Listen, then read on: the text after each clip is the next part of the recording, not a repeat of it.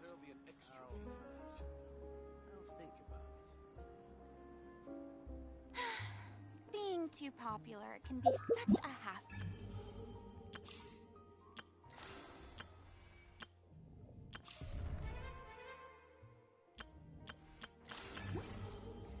Who knew the people would adore me so much?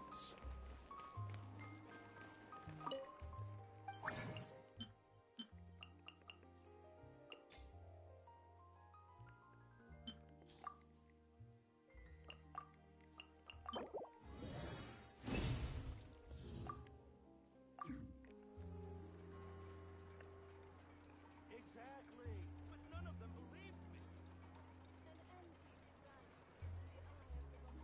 Time itself is a silent song.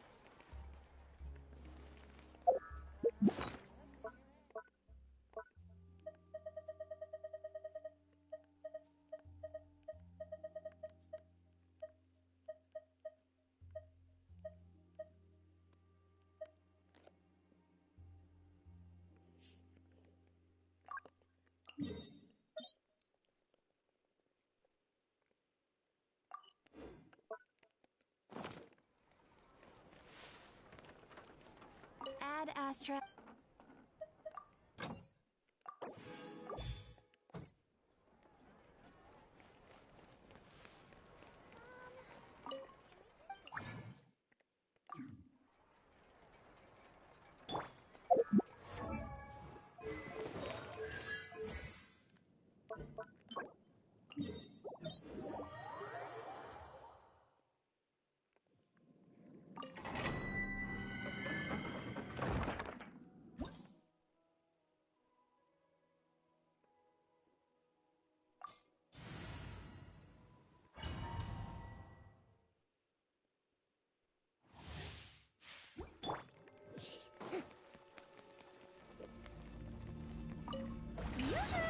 Let my name echo in song! Fallen leaves, adorn my night! The wind knows me. Be sanctified.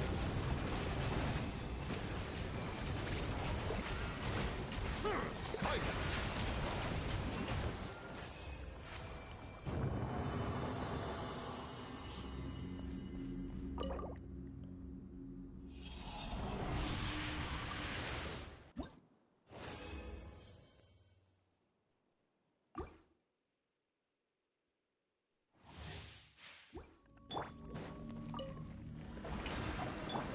Into the wind.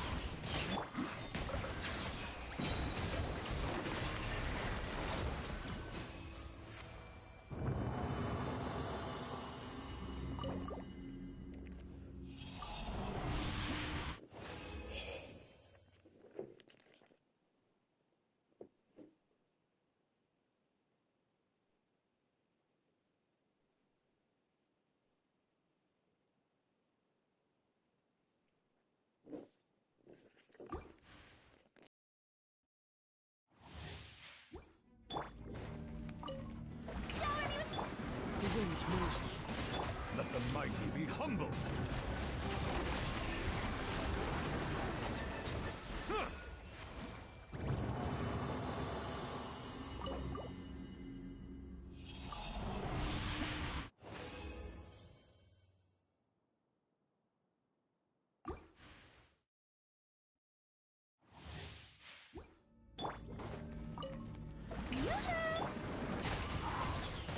Bow your head.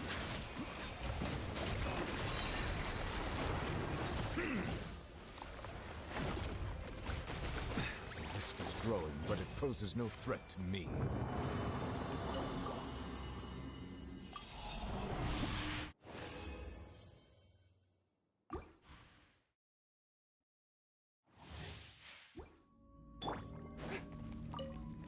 Shower me with praise! Be sanctified.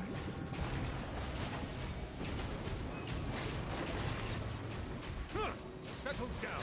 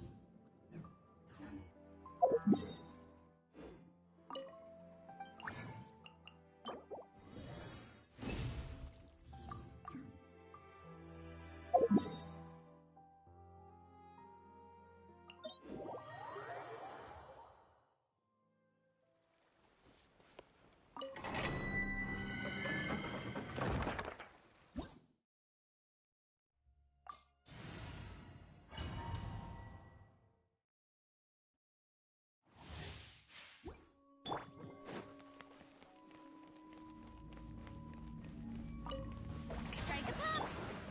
Into the wind.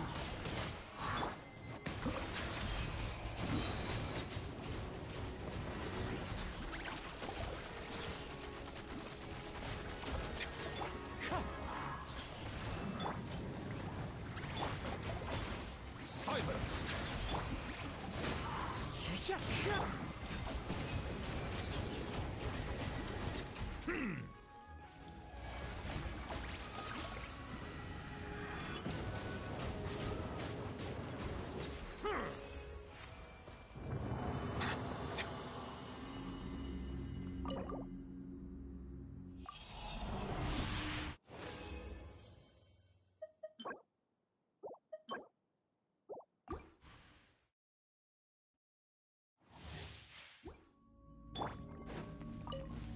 Shower me with... Clouds high. The birds call. One with nature.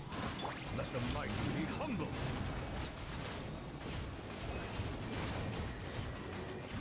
Settle down.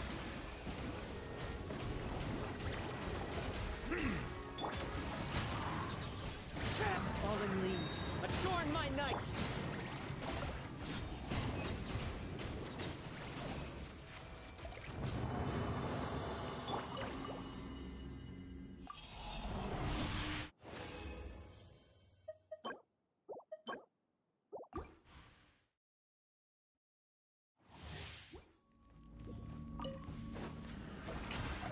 Time to shine! How dare you!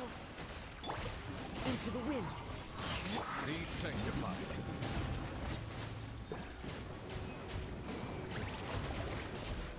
Bow your head.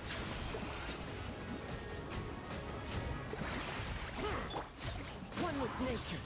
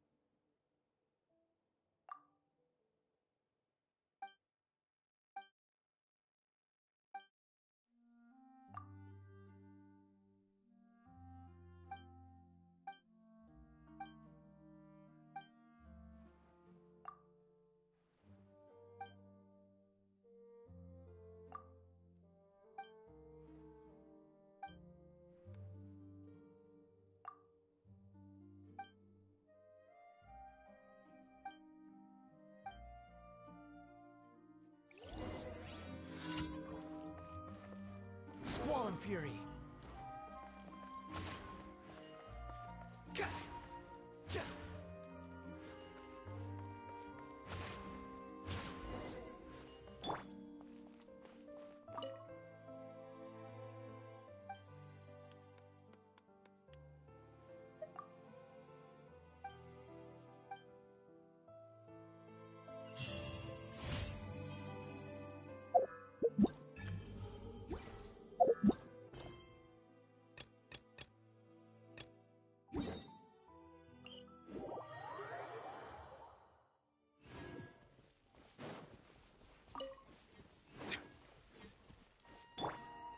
Behold!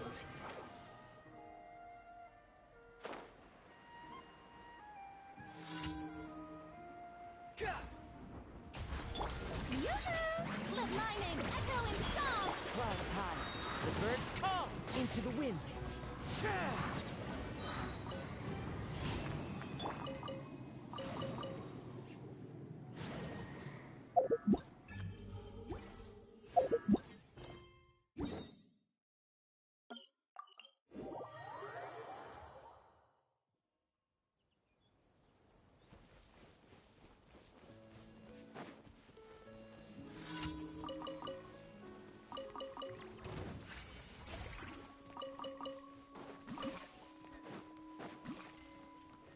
Shower me with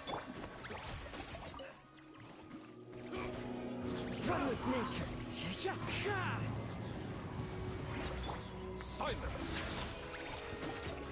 I wasn't done.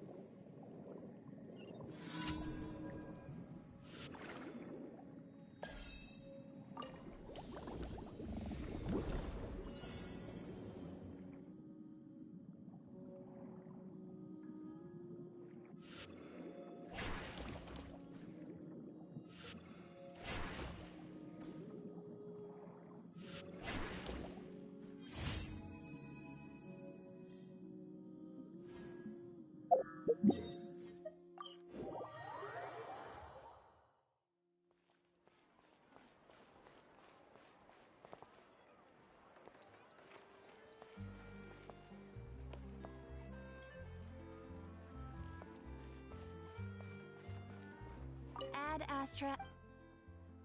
Thank you for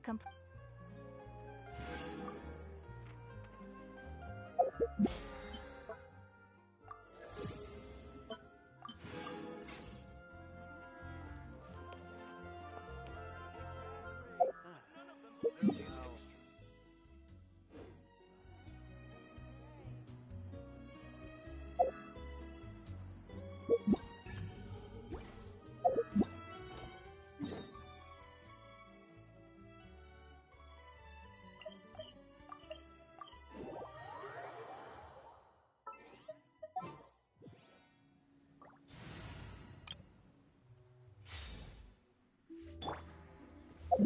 Squall and fury.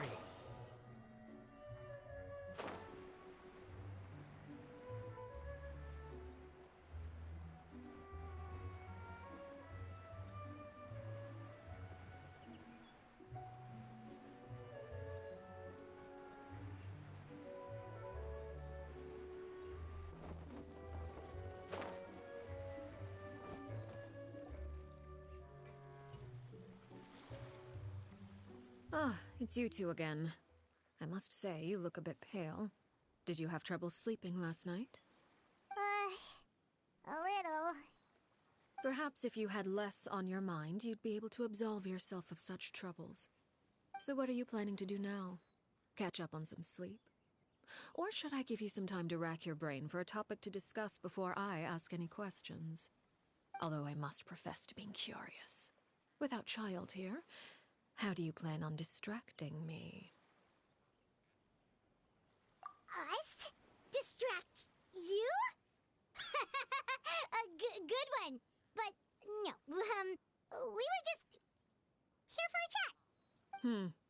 Looks like you could have used some extra time to think. No matter. If you don't have any other plans, why don't you accompany me somewhere? Don't worry. I'll be sure to steer clear of any scheming children. The ocean breeze is sure nice today.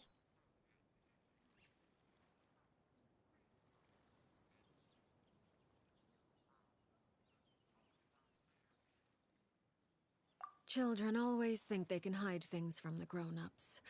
But nothing gets past me. Least of all a little scheming. I think I'll let them have at it for a little longer. I can be very patient. Well, I'll leave you to think things over. If you're so inclined, meet me outside the Palais Mermonia. Good things come to children who do as they're told. So I do hope you decide to tag along. If only for your friends' sakes. What should we do? She clearly knows about everything we've been doing, and Paimon doesn't think it'd be a stretch to say she was threatening us just now.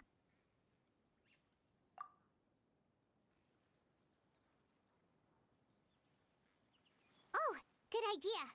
Hopefully he sees it in time. Well, we should probably head to the Palais Mermonia. Paimon doesn't want to find out what happens if we don't show up. Based on what the... Okay, then we probably shouldn't keep her waiting.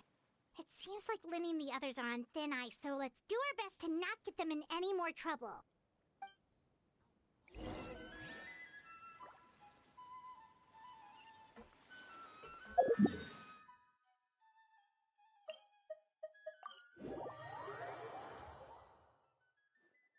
Seeing as we still have some time before my meeting, we might as well enjoy some pleasant conversation while we wait.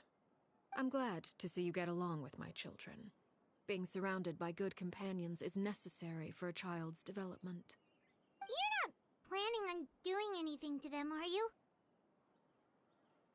I assume you're referring to Linny, Lynette, and Fremine. Although, there's that situation with Filial and Nentoy as well. It appears quite a few people have been acting out lately. No matter. I'm not one to discriminate. All those who betray the house meet the same fate. There are no exceptions. Does that mean you're going to kill them? Oh, are you here to beg for their lives? I'm sorry to disappoint, but the rules of the house change for no one. In my organization, everyone is responsible for their own actions. But don't you care about them at all? They really respect you. They even call you father. You must feel something for them. Any organization in which feelings come before principles is one destined for ruin. The House of the Hearth is hardly an exception. You could say our principles are more stringent than most. Perhaps I can offer you this consolation at least. As our guests, you two will not be held accountable along with them. I would imagine Linny, Lynette, and Fremine will be able to keep their lives. As for Filial, Nentoy, and the others, I'm afraid there's little I can do. They can try to escape, but once you know our secrets, there's no getting out alive. But that's awful. Ah, you seem concerned. Out of consideration for my guests, I suppose I could turn a blind eye for a little longer. If Linny and the others manage to dispose of Clairvy in the meantime, all evidence of their wrongdoing will be lost. In that case, I could hardly punish them for something I couldn't prove. If their efforts are unsuccessful, on the other hand, all will be held accountable. And the punishment will be severe. Of course. Oh, and here, I believe this belongs to you. Do try and keep better track of it next time. It takes a considerable amount of time to train a bird like this. It would be such a pity if you were to lose it. Permanently. Wait, where did you get that? Well, I'm afraid that's all the time we have to chat. Now, for the matter at hand. Here because I have business at the Palais Mermonia. It has nothing to do with you, but I think it would be prudent for you to stick by my side for the time being. There will always be time later to run off and tell Linny what you've learned. Well, time to go. Looks like we wrapped things up just in time.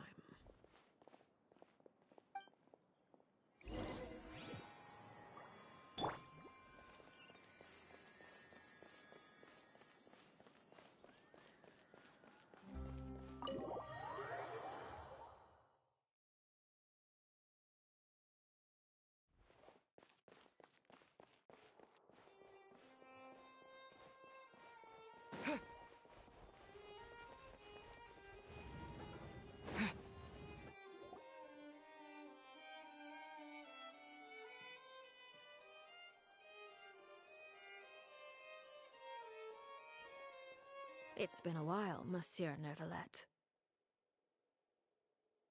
I must say, I wasn't expecting my meeting request to be approved quite so quickly. The Palais Mermonia operates with an efficiency worthy of admiration. It is only right that an esteemed diplomat such as yourself should be afforded the proper level of respect. Although, if I may speak plainly, I must confess that I did not anticipate we would have the occasion to meet again after presenting you with the Gnosis. I see you brought the Traveler and Paimon with you as well. If I may inquire as to the purpose of your visit. I'll be departing Fontaine shortly. There is, however, an outstanding matter that I would like to see resolved before I go. It requires a rather lengthy explanation, I'm afraid. So I took the liberty of explaining everything in this proposal. Please review it at your leisure, Monsieur Neuvillette.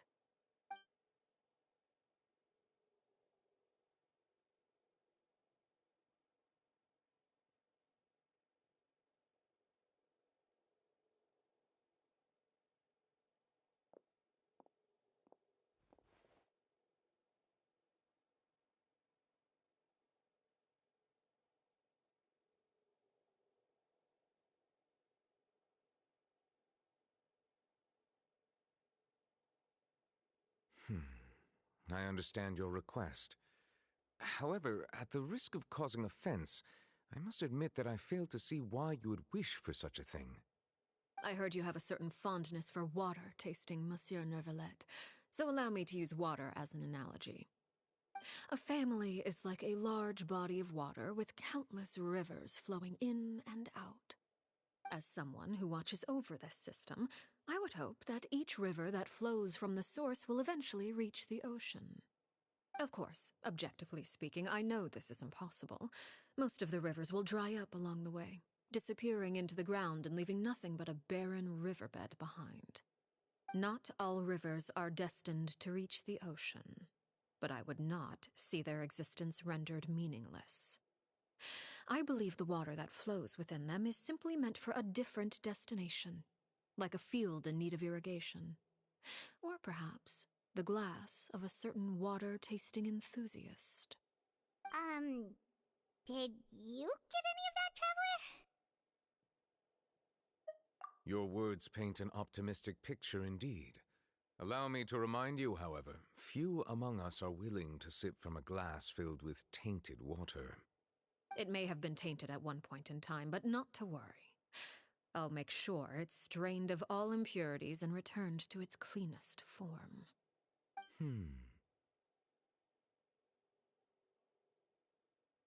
I seem to recall there being a transactional aspect to your proposal. Perhaps you could expound on that?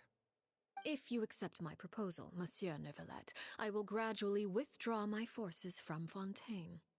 And, unless absolutely necessary, I will no longer carry out any special missions within Fontaine. I presume I can take your words to mean that, in the future, cases similar to the Tartuffe assassination will cease to cross my desk? Tartuffe? Ah, that thief who embezzled funds from all those charities, you mean? My deepest condolences to his family, but without any evidence, I cannot imagine how the House of the Hearth might have been involved in his passing.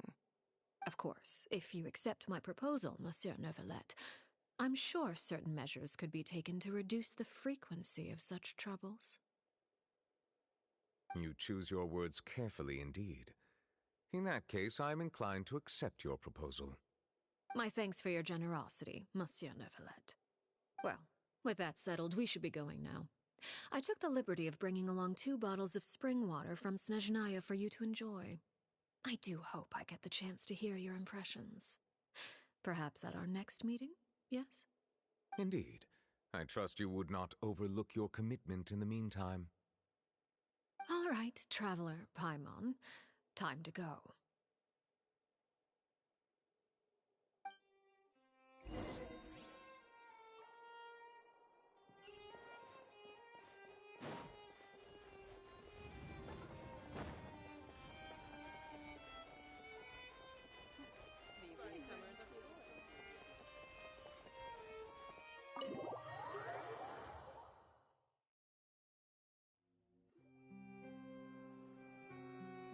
So, what exactly were you talking about back there? Paimon only heard you mention some rivers, a large body of water, and then some kind of irrigation scheme. You really want to know? I would imagine there might be more pressing concerns at the moment. Lenny, Paimon really hopes everything's going okay. Oh, Paimon recognizes that look. You've got your thinking cap on, don't you, Traveler?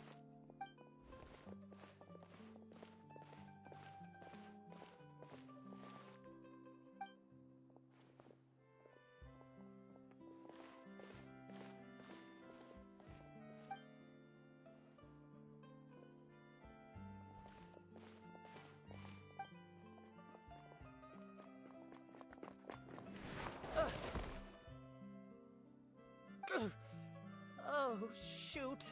Are you alright? Oh, jeez. I'm so sorry.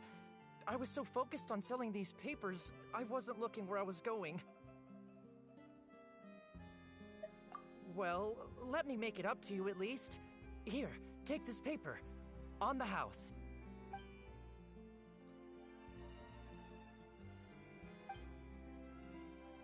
Oh, you don't have to give us anything. Please, I want to. It's not like I'm short on supply. All the extras will be useless come tomorrow anyway. It's my fault, really. I was just trying to bring home some extra mora for the family, but I bit off more than I can chew. I haven't had many takers today, so I'm still swimming in papers. What's going on here?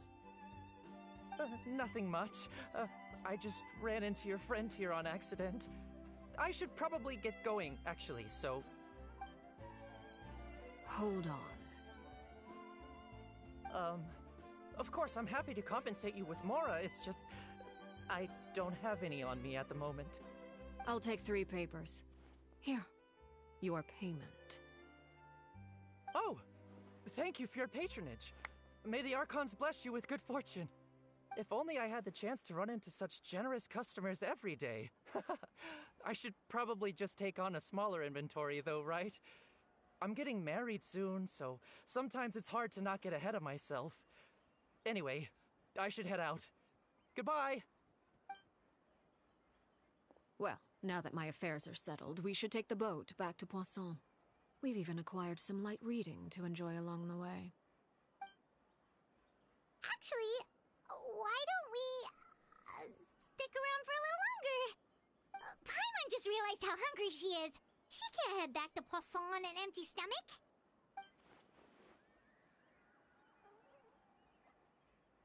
It appears you two are under the impression that delaying our return will somehow alter the situation in your favor. I'm sorry to ruin your fantasy, but your efforts are meaningless. That being said, I could be persuaded to give Linny some extra time. I just have one condition. If you agree to my request, I'll even answer some of your questions. You're quite curious about Clairvy, are you not? And my relationship to her. Wait, why are you being so generous all of a sudden? You're not gonna ask us to do something bad, are you? You overestimate yourself. You don't have the talent for bad things. Then what can you possibly... The most important consideration in a negotiation is that both sides receive something they want. Demands and threats only get you so far.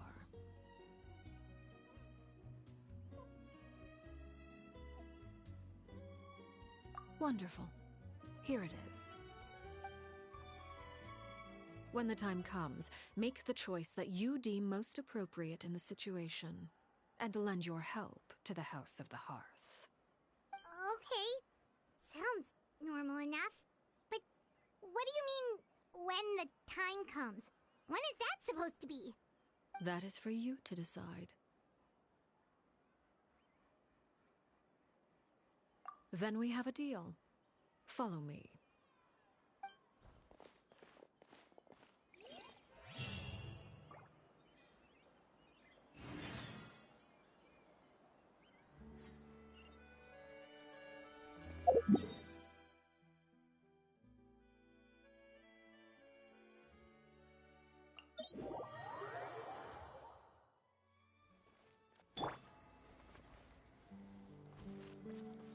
The wind rises.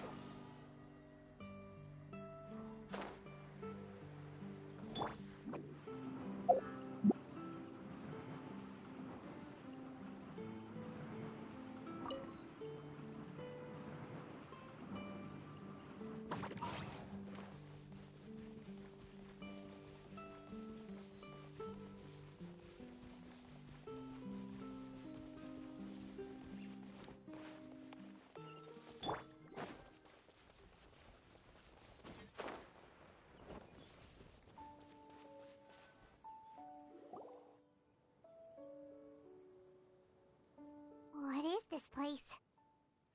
Somewhere long forgotten by everyone. It used to be a grand building. Now it's nothing more than a pile of rubble. No one comes here anymore, nor does anyone care about what once happened here. Although, this place does have something to do with the story I'm about to tell you. It was before I became a Harbinger, and before Linny and the others joined the House of the Hearth.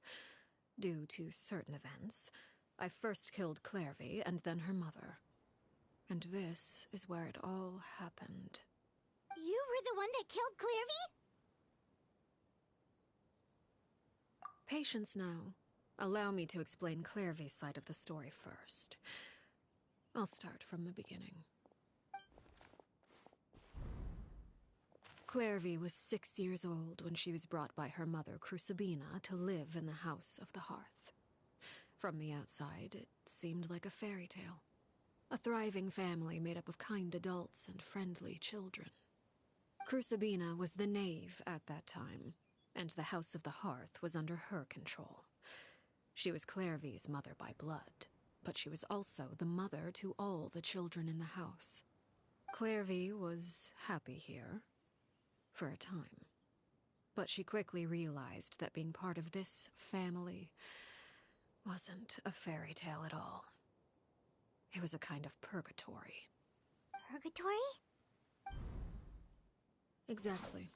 The House of the Hearth takes in war orphans from all over Teyvat. But as for how to raise them, that depends entirely on the person in charge.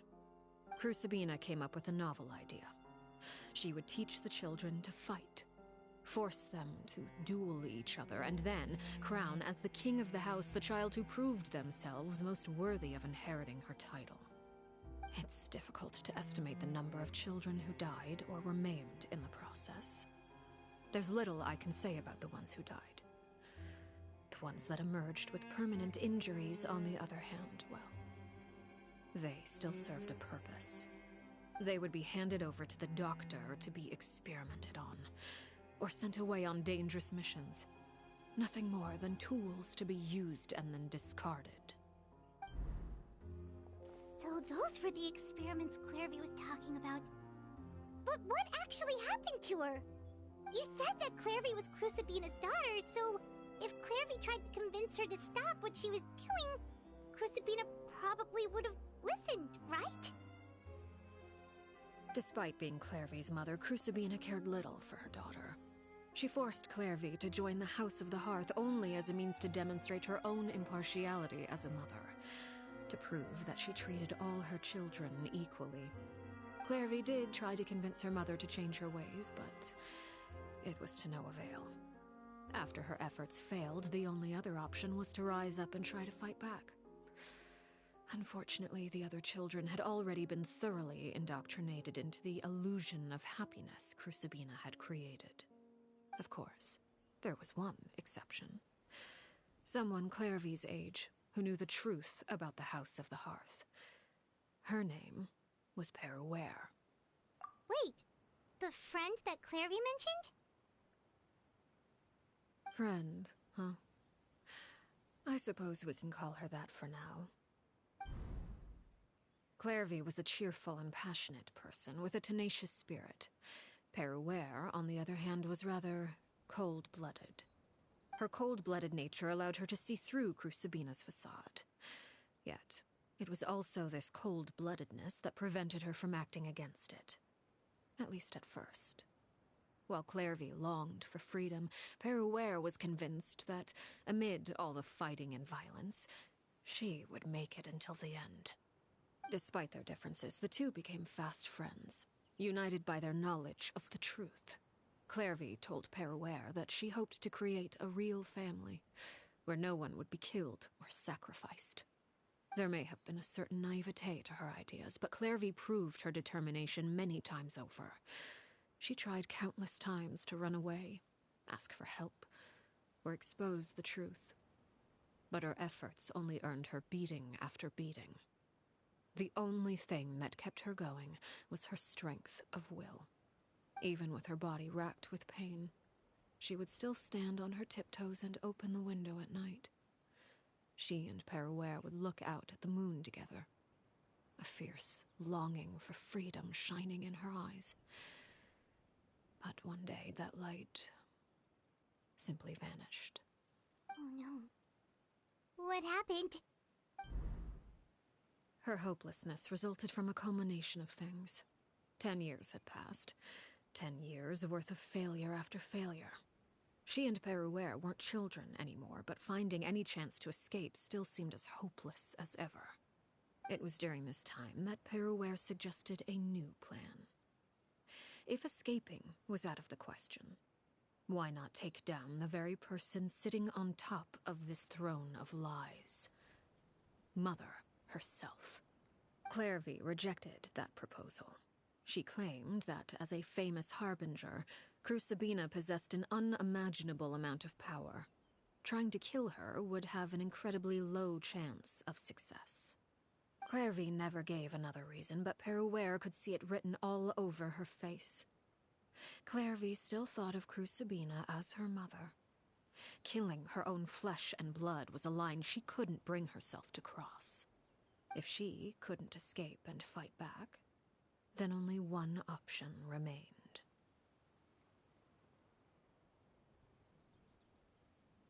Precisely. Death was the only way that she felt she could be free. It happened during a duel. When she arrived at the dueling ring that day, her partner turned out to be none other than Peruere, the very person that had stood by her side all those years. It was a fierce battle. But ultimately, Clairvy decided to let Peruere end her life. From that moment on, Peruere's journey was one written in flames. When the rain finally came and washed it all away, there she stood, the sole victor in Mother's endless game of slaughter. A trail of corpses strewn across her path to success. It was the very result she had predicted 10 years prior. Even then, she believed she would make it until the end. She wasn't surprised by the fact that she emerged as Mother's undisputed heir. Rather, her success left her with an inexplicable sense of restlessness. She was unsettled, and there was only one thing that could quell that sensation. Perhaps you two would like to take a guess as to what it was? Crucibina, you mean? But... Correct. This is the place where Peruere killed her best friend. A mere year later, this is also the place where she fought tooth and nail to kill the mother they shared. The moment she acted, any conception of what was right or wrong ceased to matter. It's one of the principles of the house. Only those who survive get to write the rules. Peruere won the battle, and became a harbinger herself. After which Her Majesty, the Tsaritsa, bestowed upon her a new name. Arlecchino. So the Perry Clairvy was talking about... It was you all along. You're Peruere. Arlecchino is just a name you got later. I left that name behind long ago. I must say, hearing it now does bring back memories. After I defeated Crucibina, the moniker of Mother died with her. I chose to forego the title she called herself, and even chose to give up my own name. I rebuilt the House of the Hearth under a new identity. Not only as Arlecchino, but as father. And that is where the story ends. Any more questions? Yeah. Based on what you just told us, Clairvy wasn't a little kid when she was killed. So the Clairvy we met... Was she really a spirit at all? I suppose you could call her an illusion born of flame. Her existence is like ashes to a fire. Something left over in the wake of blaze and ruin. You see, a certain power runs through my veins. It's not unlike a curse. My flames leave behind shadows of anything they consume. Of course, the chances of those shadows morphing into a sentient entity are exceedingly slim. Clairvy is a very special case. Clairvy died when she was 16 years old, but what emerged from the flames was her 6-year-old self. Her appearance wasn't the only thing affected. Most of her memories were lost to the blaze as well. Memory is a mysterious thing indeed. Losing a portion of your memories will alter your sense of self. Lose 10 years' worth, however, and it would be like living in the past. Like returning to a version of yourself that never grew up. No wonder Paimon got such a weird feeling when we were talking to her. Perhaps I should put it this way. Clairvy is someone trapped in time. It may seem like she exists with us in the present, but she truly lives in the confines of her own past. So if all of that is true, then you must have known about Clairvy for a long time. Indeed. She's a rather volatile and unstable entity. Sometimes she would look after the children. She's even saved some of their lives. But other times, she would hide from me and become obsessed with revealing the truth about the house to anyone who will listen. Shadows don't have the capacity to learn or grow. Any new information they encounter is quickly forgotten over time. Your attempts to expose Clairvy to sunlight, they failed, yes? The reason is actually quite simple. In Clairvy's mind, the house is impossible to escape, and it is this very perception that traps her there. But no matter. All I have to do is kill her again, and all will be resolved. I don't anticipate so much as a single speck of ash will be left behind this time. Wait! Paimon can understand why you might want her gone, but isn't there another way? So what if she's trapped in her 6-year-old self? She's still your friend! At least talk to her first!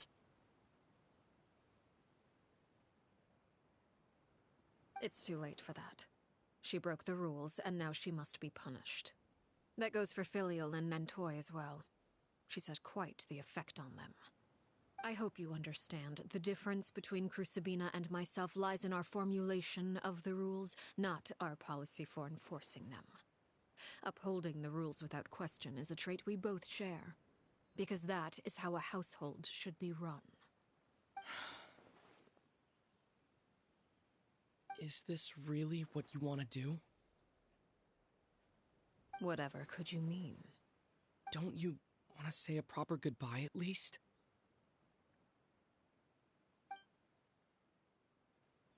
Whether as a killer or as a father, there are two things that must be avoided at all costs: anger and sorrow.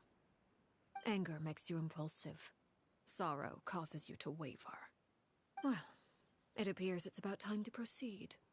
Before we arrived, I told some of my well-behaved children to bring our troublemakers here by nightfall. I do believe I've kept my end of the deal. I give your friends quite a bit more time. As for what happens now, we'll just have to wait and see.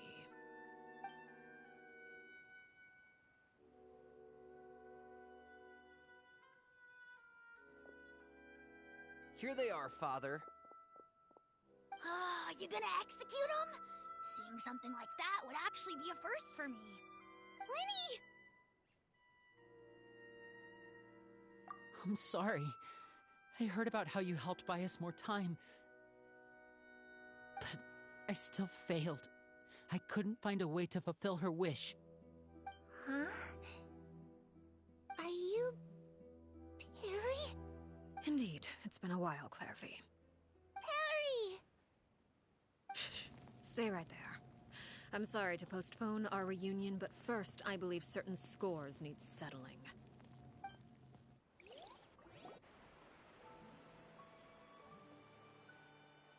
Father, let me explain. Out of my way. Father! You chose to conceal a threat to the house, and for that, you must be punished. Overall, however, I suppose your wrongdoing is hardly the most egregious of the bunch, so I'll deal with your punishments later. As for right now, the more pressing concerns are the traitors among us. By traitors? Do you mean us? Father, let me explain. We didn't mean to... Fultz, why don't you share what you heard? Yes, Father. Secret Midnight Meeting number 3. Participants, Filial, Nantoi, Sato, Toddy.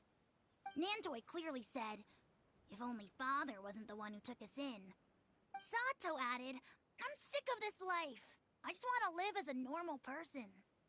Filial was the worst of them all. She called us crazies and said a bunch of mean things about Father. I did not! You're lying! Fultz is trying to frame us. It's not like I'm the only one who heard those things. After that, you and Toddy and a bunch of other people started talking about Clairvy. You were using all those things Clairvy brought up as an excuse to question Father. We're birds locked in a cage. The only way out is to destroy it. That's what you said, wasn't it? You little... You just want me gone, don't you? What did I ever do to you, huh?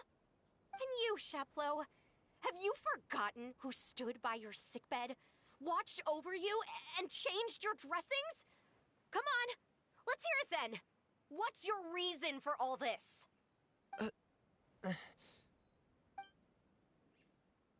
You're wrong, Filial. We don't want you to die. You're our family. Liar. You wouldn't be doing this if that were the case.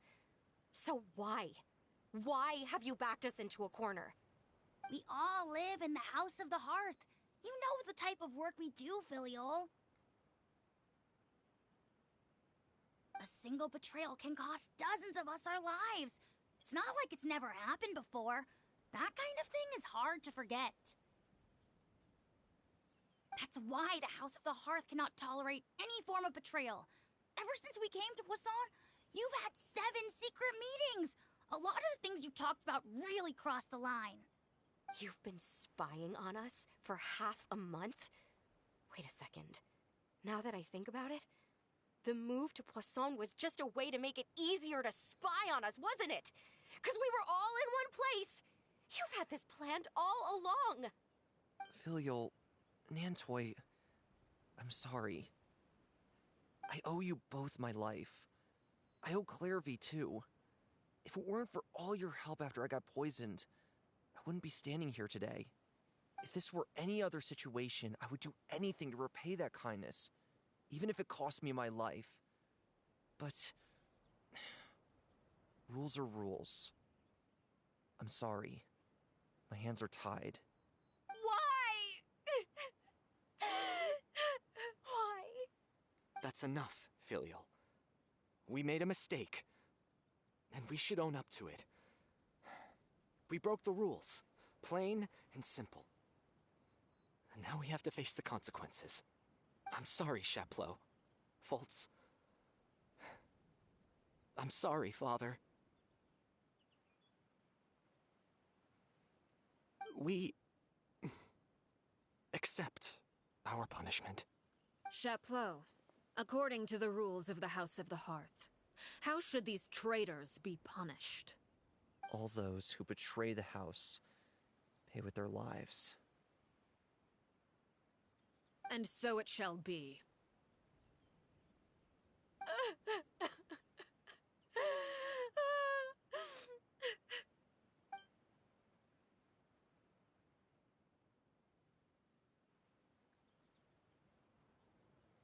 Father, please wait!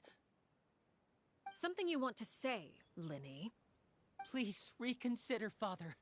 What Filial and the others did, does it really count as betrayal? We all come from broken families. From the very first day we joined the House of the Hearth, we wanted nothing more than to make it a real home. But the truth is, none of us know what a real home should look like. I'm not saying I have all the answers. All I know is this. Killing Filial and the others may uphold the rules, but doing so will only bring us further away from being a real family than we've ever been. So please, Father, please reconsider. I agree with Linny. Father, please. Linny, you...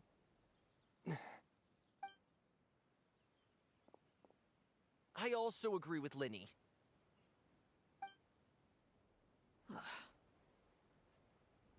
An order once given cannot be rescinded. However, given the extent of your determination, I suppose we shall have to go about this a different way. Draw your weapons and face me. Our weapons? Father, are you referring to a duel? Precisely. The rules of the house will not be altered. Traitors must be punished. However, resolving disputes with a duel is also one of our rules, one that also applies to me. Demonstrate a sufficient showing of strength, and I shall offer a concession. Wait. Beat Father in a duel? Impossible. Father is way too strong, even for Lenny.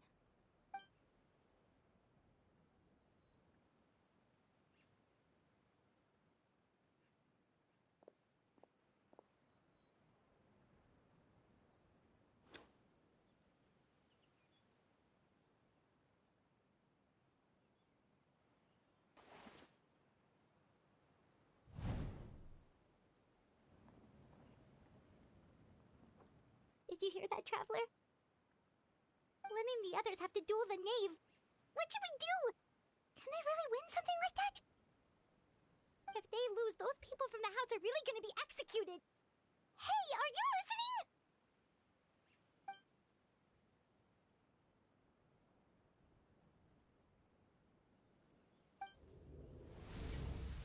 Don't you want to say a proper goodbye at least?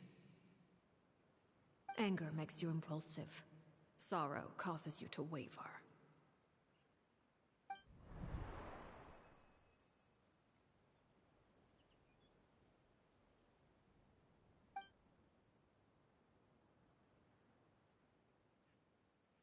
Oh.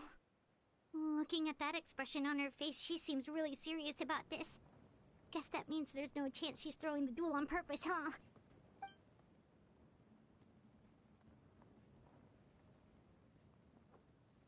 When guests are around, families are often on their best behavior. And any disputes are less likely to escalate.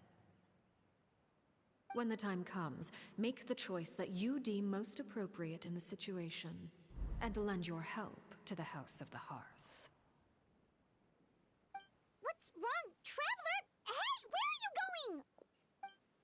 traveler. You're asking to join the duel against the knave? I'll allow it. We do have a ready-made dueling ring at our disposal, after all. All I would advise is this. Keep a firm grasp on your weapon, and give it your all. Any less, and you may just lose your life.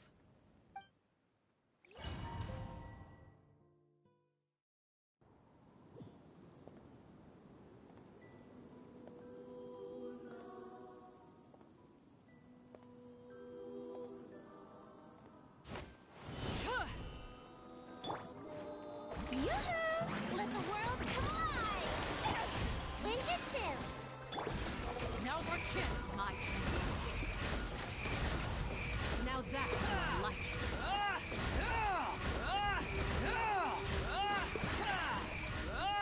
With the fall of darkness, destruction shall rise.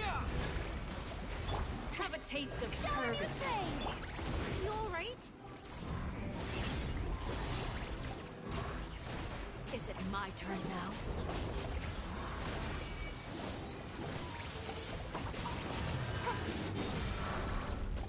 Make my escape. Unsightly insects. Getting you. With these rising flames,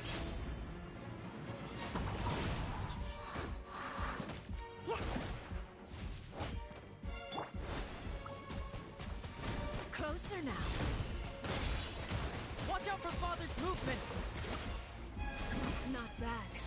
You've proven to be a worthy opponent after all. Like a fly tangled in a web. How amusing. With these rising flames. Hang in there.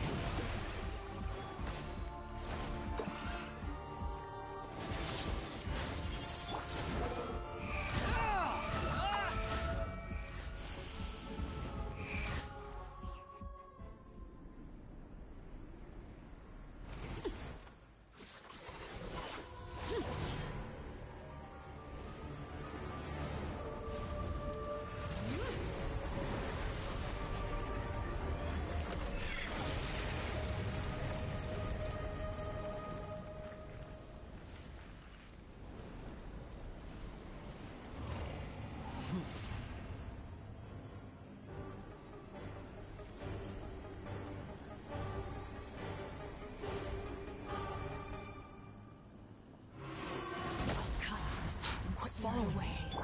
My blade is all that remains. How brilliant!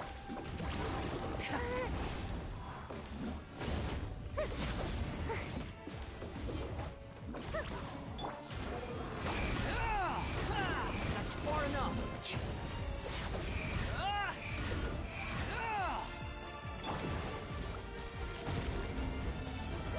Go! Now's our chance. Over here. Shelby? Hey!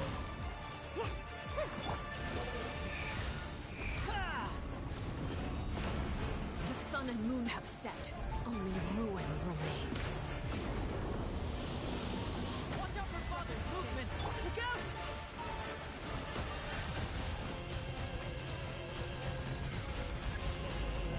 Go! Wipe out! Squall and Fury. Now's our chance. Over here. Only the biggest.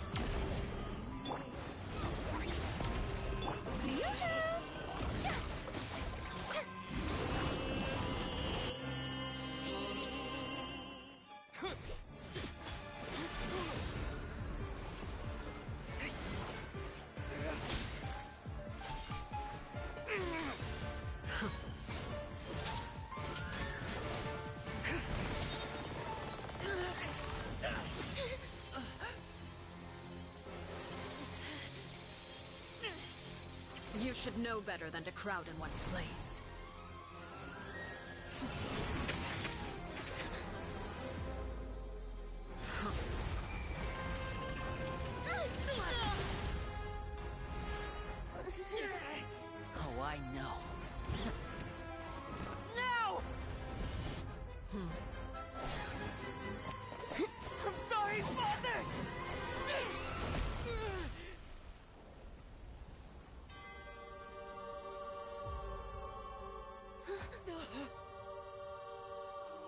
Sorry for what? This pitiful excuse for an attack.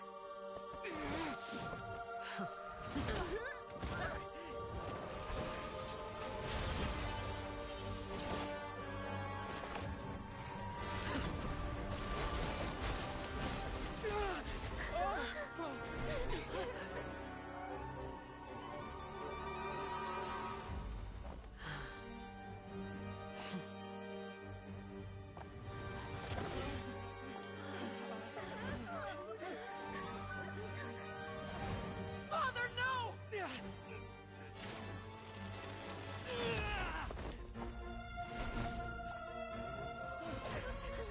Made it out, did you? You're stronger than I expected.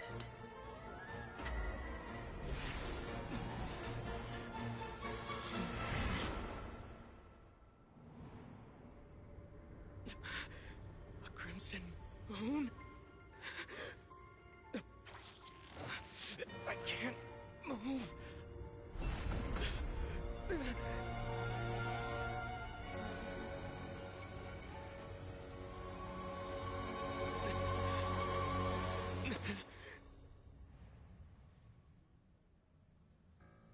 Still, not strong enough to beat me.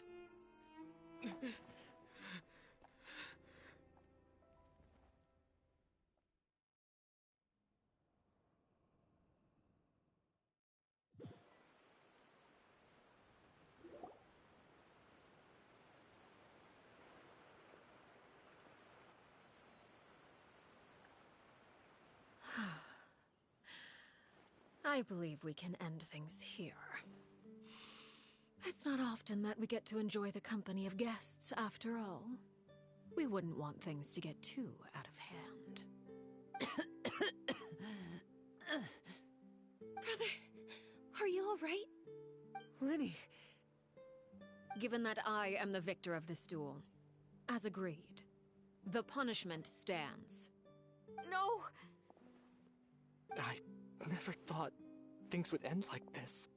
However, everyone involved in the duel demonstrated a remarkable level of strength and determination.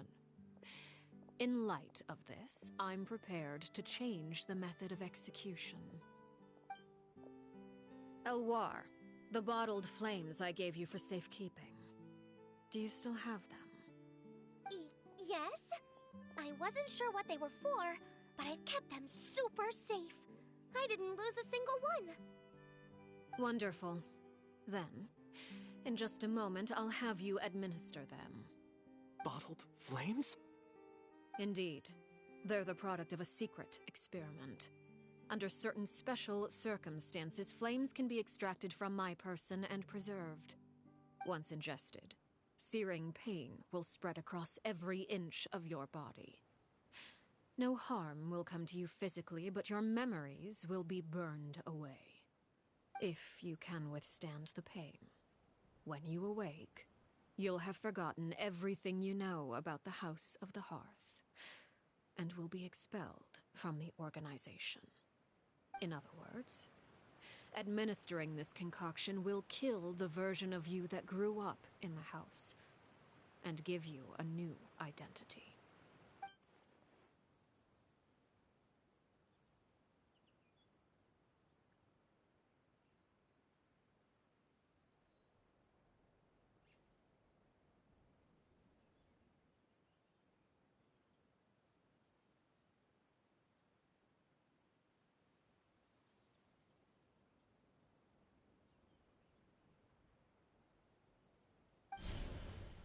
Memory is a mysterious thing indeed. Losing a portion of your memories will alter your sense of self.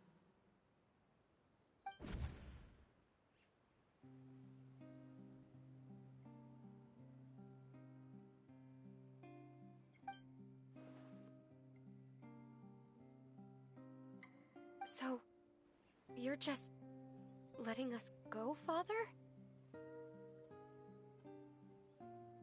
You misunderstand. Memories are extremely important. Once consumed by flame, the version of you standing before me will die, and our secrets will die with you.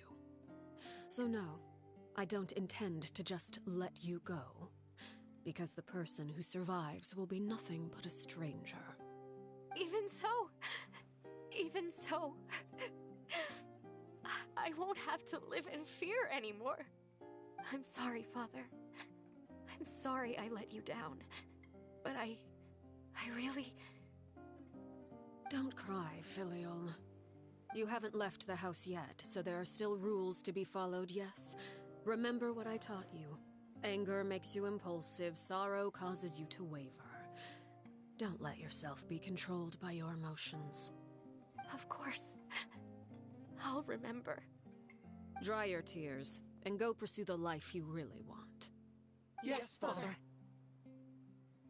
Chaplot, Foltz, Elwar. Take them back to Poisson. And bring Linny and the others as well. I prepared 3 extra vials of bottled flames. As for whether to take them, the choice is yours. Goodbye, children. The next time we meet, I will no longer be your father. Thank you for all you've done for the house. I hope you have bright futures ahead of you.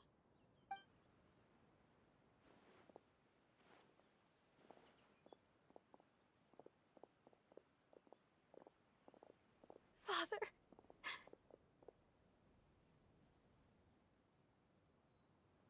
Let's go.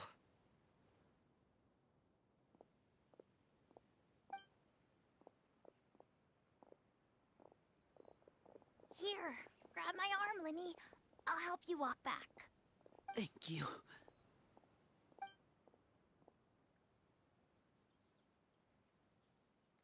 Clairvy.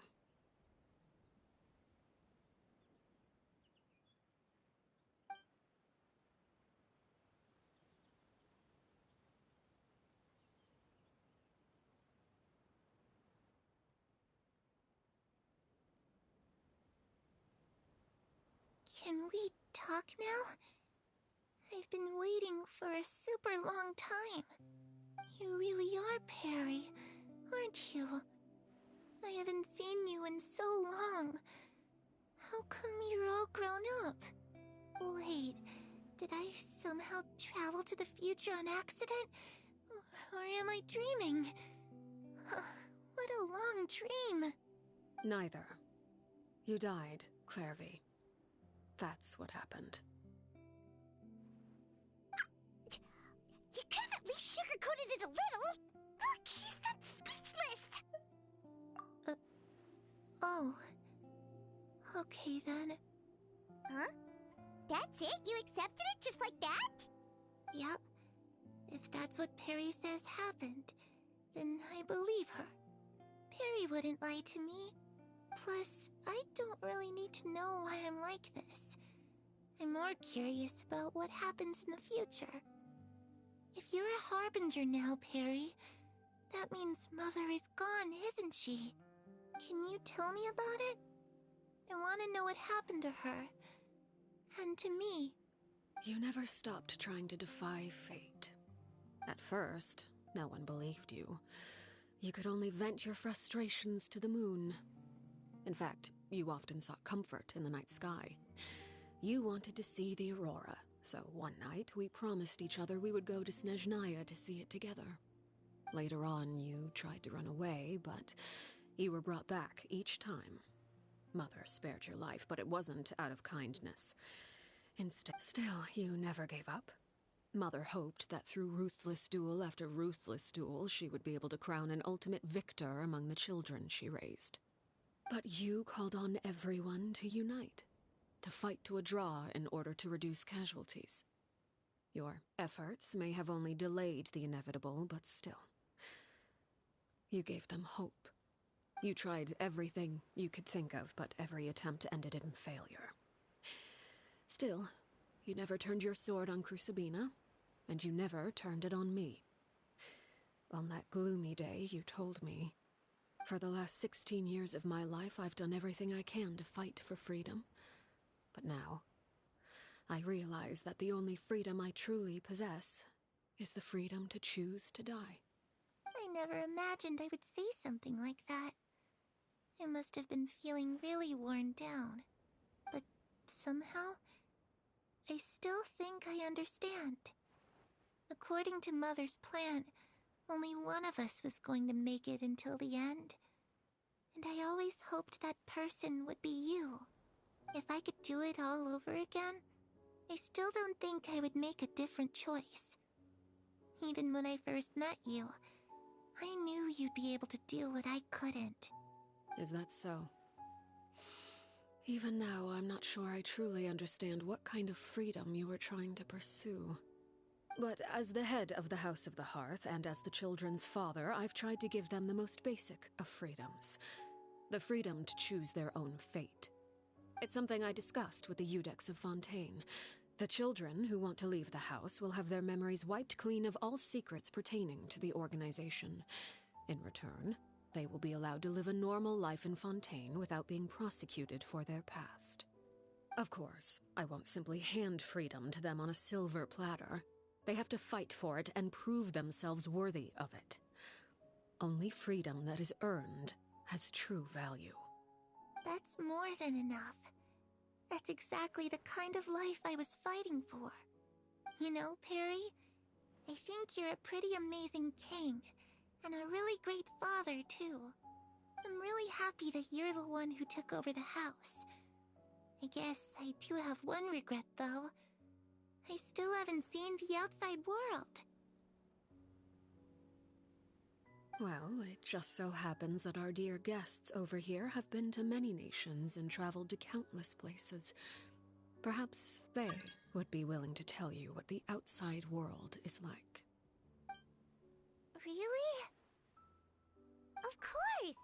We've traveled all over the place. We've got so many stories, we could probably talk your ears off for 3 days straight!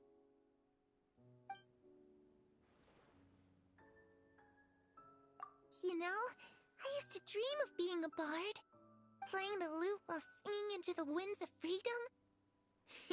Even if there was no one there to listen, I would have continued to sing no matter what.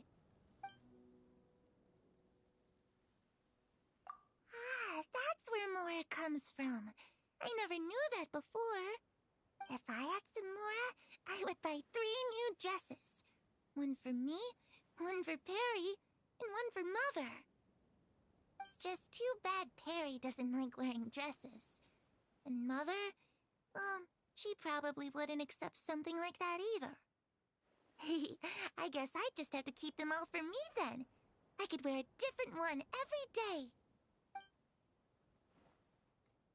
Those yokai you mentioned, what do they look like? I once saw a drawing of this one guy with horns on his head and a super scary face. Are there any yokai like that? Oh, sounds like you're talking about an Oni. Yup, we've met one, and let Paimon tell you, they're not nearly as scary as they look. I was always too afraid to skip Mother's fighting lessons. But at the academia, I bet you could do all sorts of secret... I'm just kidding. Being able to study whatever you want without having to fear for your life.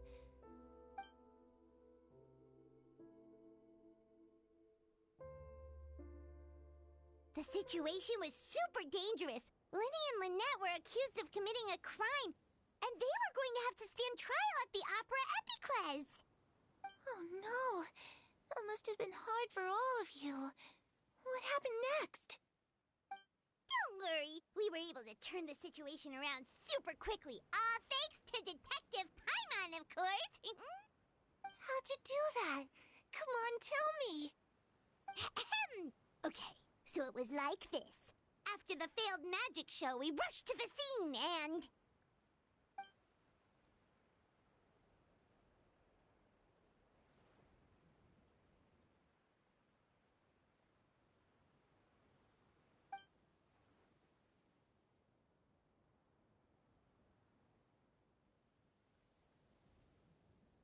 Shadows don't have the capacity to learn or grow.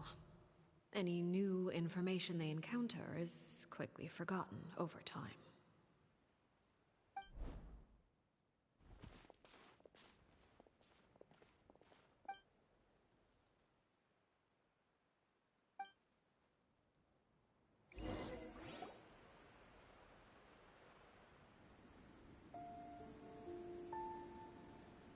Clairvy, you've worked tirelessly from the shadows to overthrow the House of the Hearth.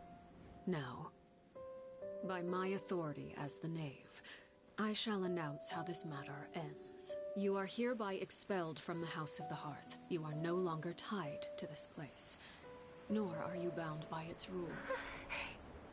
You're saying that I can finally leave? I get to experience the outside world as well? Oh, I almost forgot. There's no getting older for me. Still, seeing who you grew up to be makes me really happy, Paraware. Take care of yourself. Goodbye. May we meet again someday.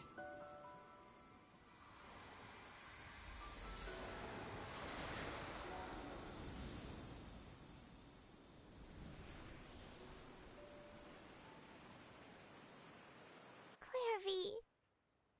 She left so soon. Paimon didn't even get to finish her story. I also have certain sentiments left unsaid. I wanted to tell her that the aurora I saw in Snezhnaya was just as beautiful as the ones in the pictures. But a shadow's memories reset at dawn. Had we delayed any longer, we wouldn't have had the time to say goodbye. Whatever regrets may linger, let them be lost to the coming of a new day. Father? It's Linny! Hey, Linny!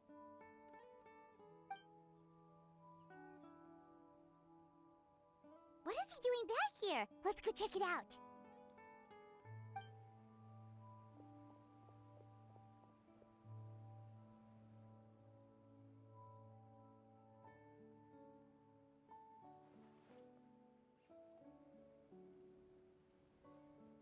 Father, the bottled flames have been administered. Filial and the others have left the house. And you? What have you decided? Thank you for giving us that choice, Father. But we never wanted to leave the house. It's the only home we've ever known. Lynette and Fremine feel the same way. They're recuperating back at the Hotel Bouffe d'été. But I decided to come back and tell you where we stood. I'm sure you're well aware of the expectations I have for you. I want you to follow in my footsteps and become the next king of the house. Yet you seem to have different ideas. I must admit, I'm rather surprised by your decision to stay. There's nothing wrong with choosing to live a quiet life. Leading this organization is a heavy responsibility, one not so easily carried by someone forced onto the throne. I just never understood what you saw in me. What made you believe I was deserving of that throne? You're brave, talented, and, most importantly, you cherish your family. You would do anything to protect them, even if it costs you your life.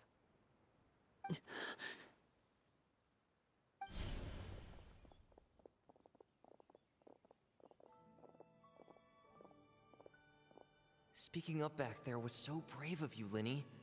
It's all thanks to you that we were able to convince Father to back down. You're a hero, Linny. Hero. Father is the real hero. Had Father gone all out during the duel, there's no way I would have walked away with my life. She must have had it all planned from the beginning, from the very moment she suggested a duel. I'm not deserving of that title.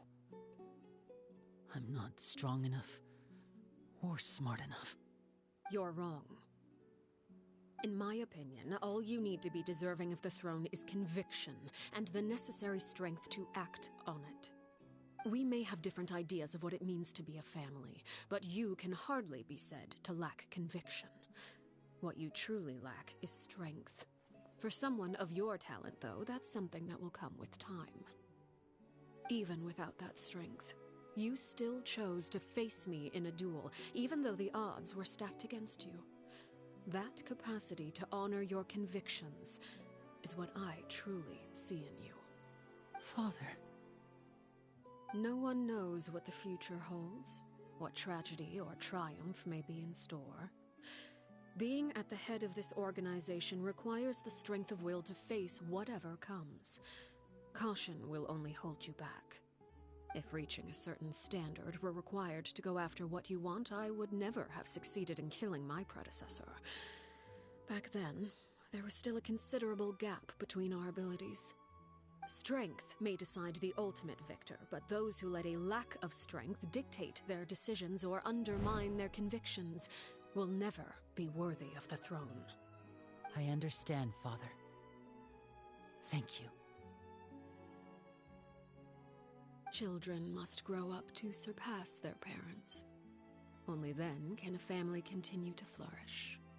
The road ahead is not an easy one, so I'll ask you one last time. Are you certain you want to stay? You've done so much for me, Father, and that kindness must be repaid. Plus, with Project Stuja at hand, there are many dangers ahead, and I, for one, don't intend to back down. Protecting my family at all costs. That's my conviction. Then you're welcome to stay. As for Project Stuja, you need not be too concerned. If those cowardly businessmen and heartless dignitaries try to take us down, I'm prepared to teach them a lesson. Having members who longed for the light was our organization's last weakness. With those members no longer among our ranks, the House of the Hearth is like a spider hiding in the shadows. We need only wait for our prey to come to us. At present, our imperative is to use their plan to our advantage. In doing so, a crimson moon shall rise amid the frigid blizzards of winter. No demonstration of loyalty shall go unrewarded, and no sacrifice shall be in vain. As for the two of you, whether we meet again as friend or foe, I'll remember the camaraderie we shared in this moment. No matter how arduous the journey ahead, I hope we both reach our desired destination.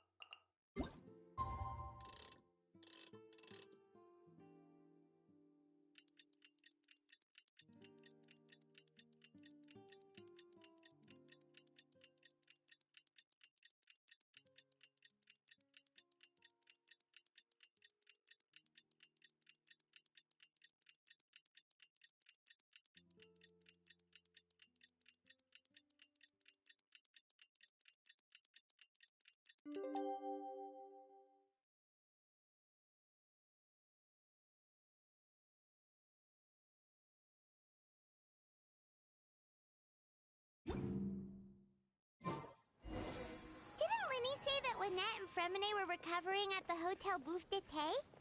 Oh, Paimon wonders how they're doing.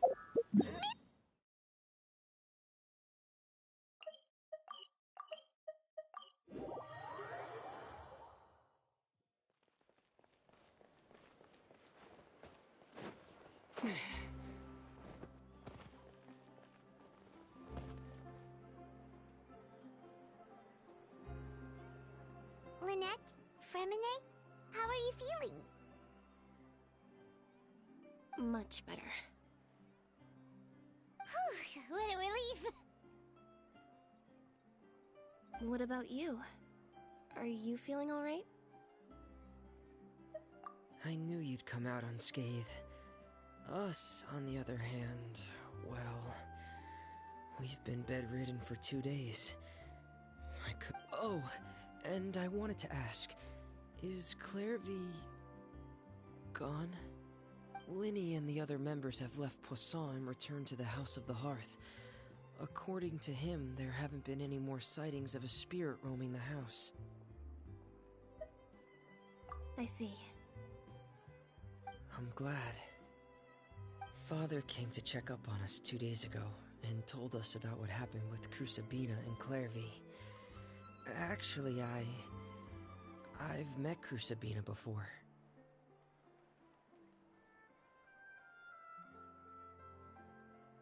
Wait, what? You've met the former knave? Crucibina died a year after Clairvy. It was during the year between their deaths that I joined the House of the Hearth. Crucibina had an extremely cruel and radical way of doing things. While she was alive, the atmosphere in the house was suffocating. When I joined, though, the experiment she valued so much had already come to an end, and all the people involved, dead and injured alike, were gone. Crucibina never talked about the past with us newcomers. A couple of months after I joined, Father killed Crucibina and burned all her files. With that, the names of all the people subjected to her experiments, Clairvy included, were lost to the flames. Father took in Lenny and me a couple months after that, but she never mentioned anything about Crucibina or Clairvy. It really seems like something she was planning to keep to herself. The last time you talked to her, did she mention why she kept it a secret for so long? She said she didn't want us to be affected by the darkness of the past. She was worried we'd develop a false sense of gratitude towards her if we knew about it. The foundation of a family should be free of any corrupting influence. Whatever happened in the past, it has nothing to do with who we are now. And that's what Father told us in the end. But I still thanked her for everything.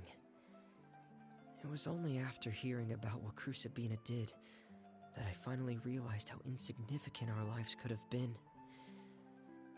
The members of the house meant nothing to her. If Father hadn't taken over the House of the Hearth, I probably would have already... Father rarely brings up the fact that she saved us. She doesn't believe that being indebted to her should be what ties us together. But even if we didn't owe her anything, we would still choose to stay. Because this is our home. We may have arguments or times when we feel wronged. Some people may even choose to leave. But as long as Father is here, we will always have a home.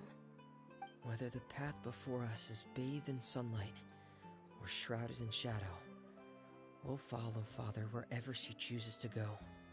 So I wanted to say thank you for helping us make it through this crisis. Without your help, we could have lost a lot more along the way. Oh, we didn't do anything, really. Of course. You're welcome anytime. Are Filial and Nantoy okay?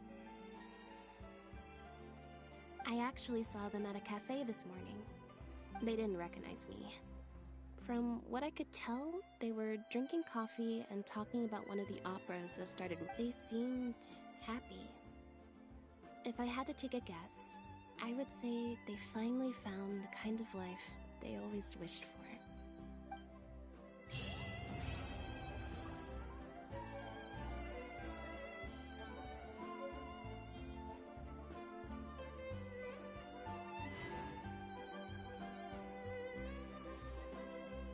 You